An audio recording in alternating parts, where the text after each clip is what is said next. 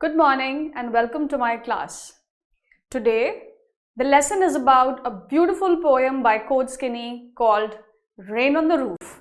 When the humid shadows hover over all the starry spheres, and the melancholy darkness gently weeps in rainy tears, what a bliss to press the pillow of a cottage chamber bed and lie listening to the patter of the soft rain overhead. Now, this is the first stanza of the poem, and in this stanza, the poet introduces us to the beauty of nature. Nature has a very soothing quality about it. It's serene, it's quiet, it's calm. This is what these qualities are introduced to us in this very first stanza. Now, let's look at each line, what it means. When the humid shadows hover over all the starry spheres. Humid shadows over here is referring to the clouds that are there in the sky. Over all the starry spheres. Starry spheres again is a reference to the sky, because we have stars in the sky and at night. So starry spheres is a metaphor to the night sky. And the melancholy darkness gently weeps in rainy tears. Melancholy is, the word melancholy over here means quiet and somber. Darkness. It's dark because it's night. Gently weeps in rainy tears. Gently weeps in rainy tears means that it begins to rain. It begins to rain softly. It is raining gently. What a bliss to press the pillow of a cottage chamber bed. In these lines, the poet is thinking of all the comforts in his home, in his room, in his bed, and sleeping against the pillow. So, poet is talking about the comforts.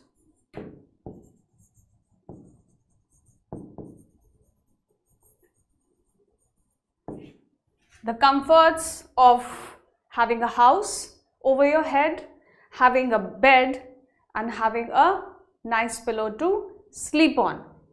And lie listening to the patter of the soft rain overhead. And listening to the patter. Patter is the sound of the rain. Of the soft rain overhead. Of the rain falling. And when you sit, when you lie down, listening to the raindrops falling, it has in itself a blissful feeling about it. So you feel quiet, you feel happy, you feel blissful. This is the first stanza. Now let's look at the next stanza. Every tinkle on the shingles has an echo in the heart, and 1,000 dreamy fancies into busy being start. And 1,000 recollections weave their air threads into woof as I listen to the patter of the soft rain upon the roof. Every tinkle on the shingles, the word tinkle here means the sounds, the soft sounds that one can hear when it is raining. It is the sounds, little sounds to be precise, has an echo in the heart. Every sound that is coming echoes something into the hearts, the poet's heart, and 1,000 dreamy fancies into busy being start. And 1,000 dreamy fancies. Dreamy fancies are all the dreams, the aspirations that everyone has in his heart into busy being start. What does it mean? What do these lines mean? These lines mean that when it begins to rain, and you lay in your bed, and the rain actually begins to start all the dreamy fancies, all the dreams, all the aspirations, all of your, whatever you want to do in your life, whatever you have done, something from the past, something from the future, anything that is happening with you now, everything begins to start in your mind. You begin to start thinking of everything. Why are you able to do it? You are able to do so because it's nice and peaceful and quiet outside. Weave their air threads into woof as I listen to the patter of the soft rain upon the roof. Weave. To weave means to start weaving. When you try and make something out of cotton or any thread, you are weaving something. Weaving means to start making something, to begin anything for that matter. Their air threads into woof as I listen to the patter of the rain upon the roof. All of the poet's fancies begin in his mind. As I listen to the patter of the soft rain upon the roof, as it begins to start raining, he begins to start thinking of so many things that he has done, that he is about to do, or whatever is happening in his life at that moment. This was the second stanza. Let's look at the third stanza now. Now in memory comes my mother, as she used in years agone, to regard the darling dreamers ere she left them till the dawn. Oh, I feel her fond look upon me as I list to this refrain, which is played upon the shingles by the patter of the rain. It's a beautiful, beautiful poem, and it tells us that nature has a very endearing quality about it. And what is that quality? It is the quality to bring calm, to bring quiet, to bring serenity into our lives. So when it starts to rain, who is the poet reminded of? The poet is reminded of his mother. And those are the dreams and the fancies that he begins to start thinking about. As she used in years agone to regard the darling dreamers. He used to think of her, his mother earlier also. Like when it used to rain previously, he would be reminded of his mother, and it's the same scene today also. He's reminded of his mother, and he has beautiful memories with him that he wants to cherish and nurture now. To regard the darling dreamers ere she left them till the dawn. The poet's mother has passed away. He's alone.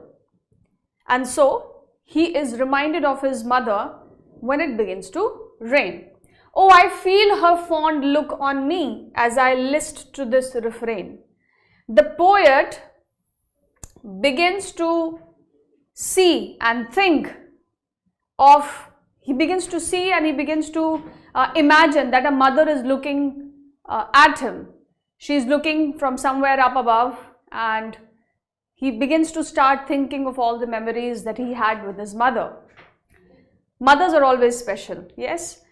As I list to this refrain, as he starts listing them, as he starts thinking of all that he has to do, whatever he's done, he wants, is happening with him now. The moment he starts thinking all of that, it's his mother that he is reminded of the first, which is played upon the shingles by the patter of the rain. Which list is he talking about? He is talking about, it's a metaphor being used by the poet. He is trying to, make the audience, the reader, think that falling rain is a kind of music. There is a certain sound that rain falling on your house has. And when you start thinking of all the things that you're reminded of, you are reminded of a certain list of things. And on that list, it's his mother who tops by the patter of the rain. So the rain is like music to him, and the first thing that he's reminded of in this quiet serenity is his mother. Now this was the explanation of the poem. I hope you've understood that. Now let's look at the questions that follow. These are the meanings of the words that are there in the poem.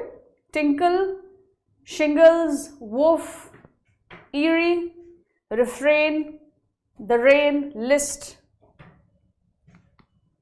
These have been explained in the poem. Thinking about the poem, what do the following phrases mean to you? Humid shadows, starry spheres, what a bliss, 1,000 dreamy fancies into busy being start, 1,000 recollections weave their air threads into woof. We're going to discuss them now. Humid shadows. Humid shadows are the shadows of different things which become wet during the rainy season. Starry spheres, the area where stars appear in a group in the sky. What a bliss! Bliss is a feeling of being happy, a sense of gladness that dawns upon you, means what a bliss. 1,000 dreamy fancies into busy being start. The poet starts recollecting the past and finds himself lost in reveries and dreams in the rainy weather. 1,000 recollections, again 1,000 means many, multiple, and recollections is anything that has happened in the past and you're reminded of today, at the moment. So this is the meaning of 1,000 recollections. Weave their air threads into woof. The poet recollects hundreds of memories in the rainy season. The weaver weft with the help of air threads. What does the poet like to do when it rains? When it begins to rain, the poet wants to lie on bed and listen to the pitter-patter sound of the rain. What is the single major memory that comes to the poet's mind? Who are the darling dreamers? The poet's mother, we know, is reminded of to him when it begins to rain. Darling dreamers are kids who remember their mothers like the poet. Is the poet now a child? Is his mother still alive? We can see that, after the explanation of the poem, we can understand that the poet is not a child. He's an adult now. And it seems that his mother is no more, but her memories still haunt him. When you were a young child, did your mother tuck you in as the poet's mother did? Now, this is a very subjective question, and in my opinion, all mothers love their children, and I'm sure like everyone's mother must have tucked them in their laps when they were a child. So whoever said that I could not do some work, she embraced me and took me in her lap to get that work done. She used to feel sad and dejected if I was involved in any mishap. That's my explanation of the question. Do you like rain? What do you do when it rains steadily or heavily as described in the poem?